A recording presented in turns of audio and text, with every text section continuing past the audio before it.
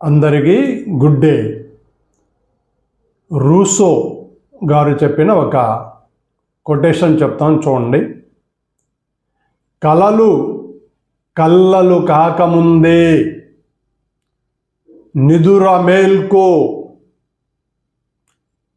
ఆశయ సాధన కోసం ప్రయత్నం చేయి. చూడండి, ఇది రూసో అనే ఒక రాజనీతి శాస్త్రవేత్త చెప్పిన వర్డ్స్ కొటేషన్ అన్నమాట. కాబట్టి కలలు వృధా అవ్వకముందే, అంటే కలలు వృధా అవ్వకముందే నిదుర మేల్కో.